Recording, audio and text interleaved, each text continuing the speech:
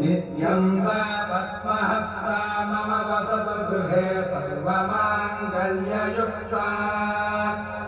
लक्ष्मीं क्षीरसमुद्रराजतनयां श्रीरङ्गधामेश्वरीं दासीभूतसमस्तदेववनितां लोकैकदीपाङ्कुराम्